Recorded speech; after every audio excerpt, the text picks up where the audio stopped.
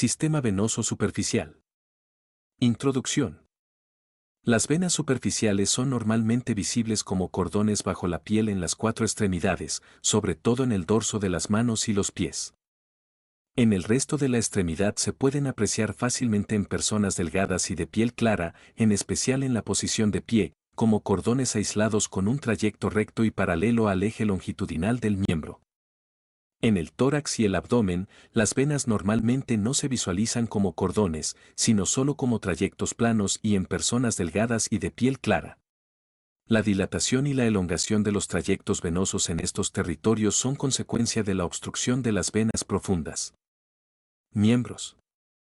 Si las venas subcutáneas se dilatan y alargan, constituyen las denominadas várices venosas, que adoptan direcciones serpenteantes en el tejido celular subcutáneo y aumentan desmesuradamente de tamaño cuando la persona se pone de pie.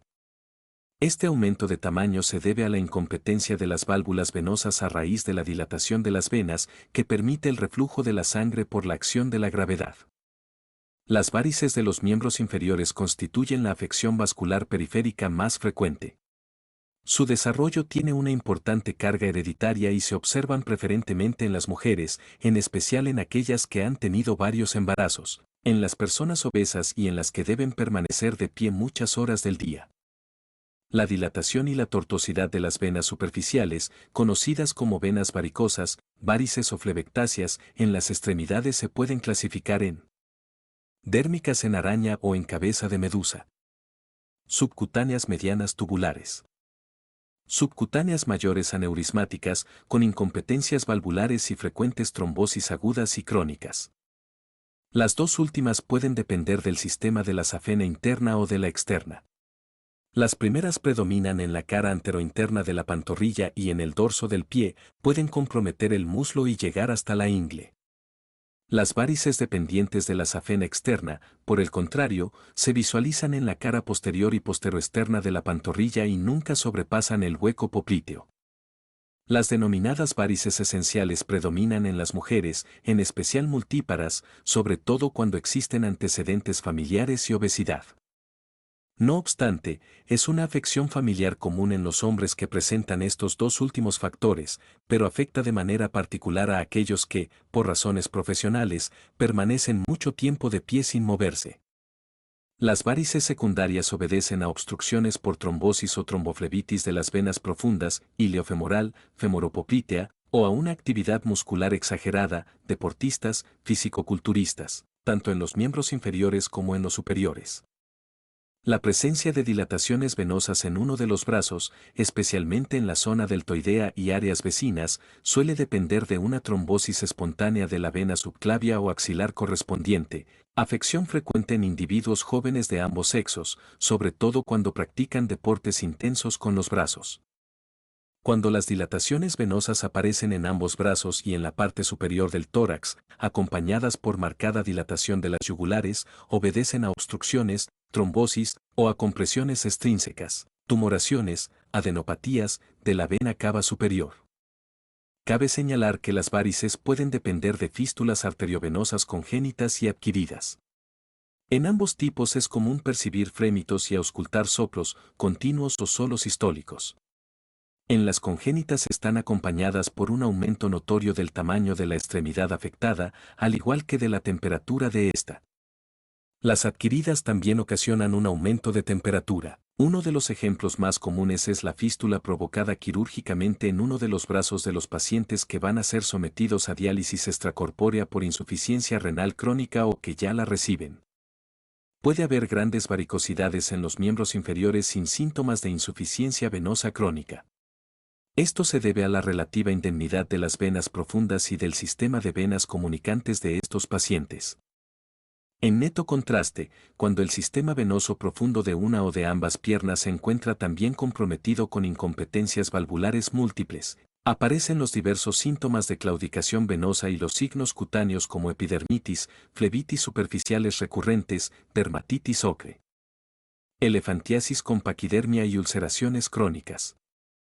Las flebitis superficiales más frecuentes se observan en los miembros superiores y su principal causa es la presencia de catéteres o agujas intravenosas con administración de soluciones parenterales, en especial las que contienen potasio.